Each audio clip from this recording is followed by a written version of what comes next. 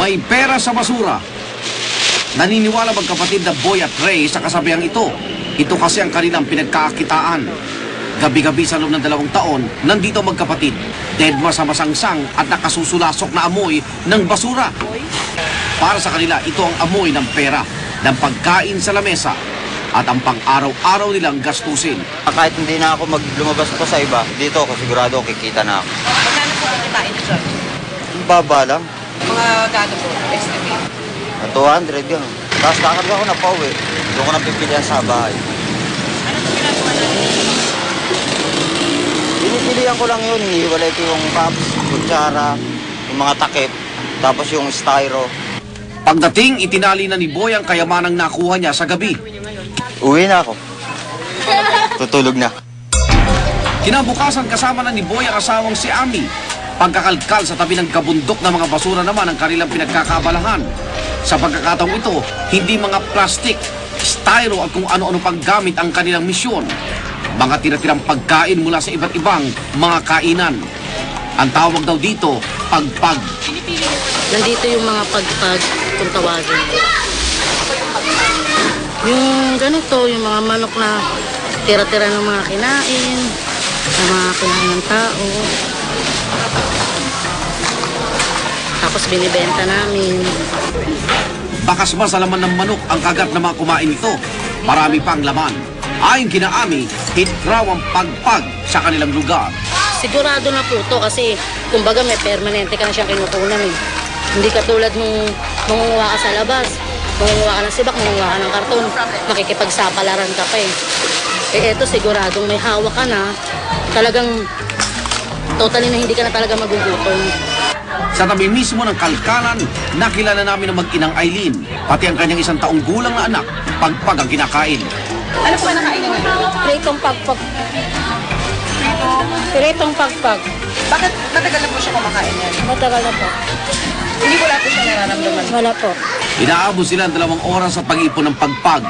Dadalhin na ito sa karinderya ng kanyang biyana na si Aling Rosalina para ipagbili. Ayon kay Ami, ang pagpag hindi lang lamang tiyan nila.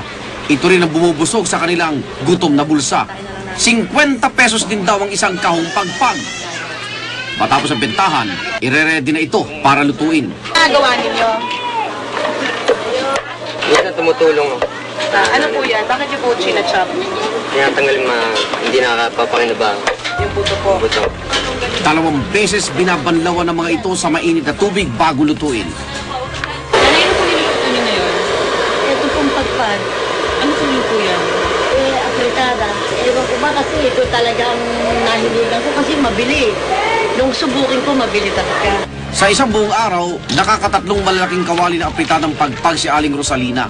Sa dami ng kumakain pagkatapos ng araw, simut sarap ang mga kaserola ni Aling Rosalina. 10 piso ang isang order ng pagpag. Mas mahal lang na 5 piso ang piniritong pagpag. Ayon pa kay Aling Rosalina, alam naman ng kanilang mga parokyano na pagpag ang kanilang binebenta. Pero dahil mura, kusang binubura nila sa isipan ang pinanggalingan ng mga ulam. Hindi na marumi yan eh. Bakit po? Kasi yan mga kinakain ng mga customer na konting kagat lang. Tapos siguro hindi na kayang kainin. Huwag niyo na sasabihin na kahit na ganito yung magkatao namin, yung marurumi yung pagkain. Hindi, patawid gutom tayo para makatipid kami. Para makaipon kami para sa pamilya Malinis namin. naman to. Yung ano? Sa ating pagpag? Napakasarap! Ang tingin naman ni Rebecca, masustansyang pagpag kahit paggaling ito sa basura. Kaya inaaraw-araw niya ito. Hanggang pagka po kami, yan ang inuulam namin. Wala po kayo nararamdaman ng kain? Wala naman. Ito, tumataba pa nga ako. Ang lakas ko pa, kumubuhat ako ng 2 container na tubig.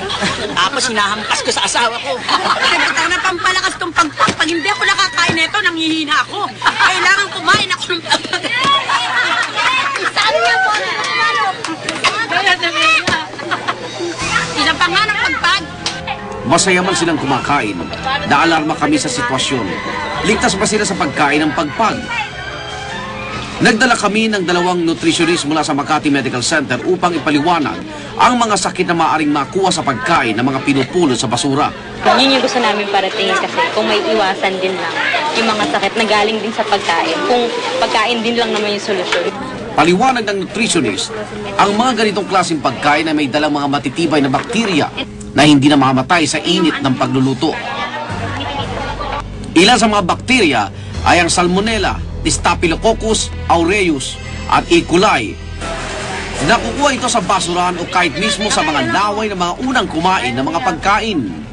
Salmonella in big amount. Actually, wala siya specific na sakit. As in sakit na kunyari hepatitis. Walang ganun. Salmonellosis, yun. Salmonellosis lang. Pero yung symptoms niya would be dehydration, prolonged diarrhea, vomiting, on and off na nalagnat. At kapag hindi naagapan, maaari itong humantong sa kamatayan. Kaya wala akong peligro na bukod sa nabandian na piprito pa ulit sa mantika. Kaya wala namang peligro dahil kung nung una pa may nagano niya, nung palang sana hindi na ako nagtinda. Tugon naman ng nutritionist sa tindera, maaaring mas malakas na ang immune system ng mga residente kung kaya't wala pang nababalita ang nagkakasakit ng malala. Kasi yung immune system ng tao would vary dun sa environment na ginagalawan niya. Gayunman, hindi nangangahulugan na ligtas na ang kalusugan ng mga kumakain nito dahil ang ibang mga bakterya nananatili sa loob ng bituka at doon ito naiipon at dumarami. Hiningi rin namin ang opinyon ng Manila Health Department, Sanitation Services tungkol sa panuntunan ng mga maliliit na karinderya. Meron kaming guidelines sa sinusunod sa sanitation code at saka yung sa implementing rules and regulation on food safety. Ayon pa kay Romeo, dapat malinis ang tubig na ipanglilinis o ipangahalo sa mga pagkain. Mahalaga rin daw na magsuot ng hairnet at apron sa tuwing maghahanda at magluluto ng pagkain. Para yung cross-contamination from the cook doon sa kanyang food na pinaprepare mapoprotektahan. Panatilihin ding mainit ang pagkain kung galing sa init at malamig naman kung galing sa lamig para maiwasan itong mapanis. Dapat din magkaroon ng kitchen counter na ginagamit sa paghahanda ng pagkain upang mapanatili ang linis ng pagkain.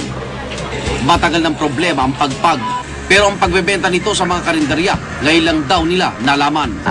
Mayroon palang ganito na ginagawa yung mga ating kababayan na nakukuha pa nila na ibenta ito for the general consuming public. Aminado rin sila na kulang ang investigasyon pagdating sa kalinisan ng mga pagkain sa karinderya sa kanilang narasakupan. May mga areas na hindi na natututukan totally ng mga bawat ng mga sanitary inspectors. So medyo mahina. Mahina ang aming monitoring surveillance. Pero nangako naman sila sa amin na mula ngayon, tututukan nila ang pagpapalakan sa mga karinderyang nagbebenta ng pagpag. Ang dapat natin ito, ma-address itong mga problema na ito, siguro dun sa aming pag-i-implement sa food safety. Tulad ni Aling Rosalina, sa pagpag na kumukuha ng kabuhayan, ang ilan sa mga residente rito. Pero kung hindi ito mabibigyan ng pansin ng mga otoridad, sa lalo madaling panahon, imbis na lamantian, ang pagpag ay makapagdulot ng kapahamakan sa kalusugan. Aantayin pa ba natin na may mapahamak bago matakot at gumawa ng aksyon? Nilalayo ng mga kwentong ito na hikayatin tayo na maging mas maawain. Pero higit pa roon, ipinaalala sa atin na huwag mag-aksaya at pahalagahan kung ano ang meron tayo. Ako po si Howie Severino at ito ang Sine Totoo.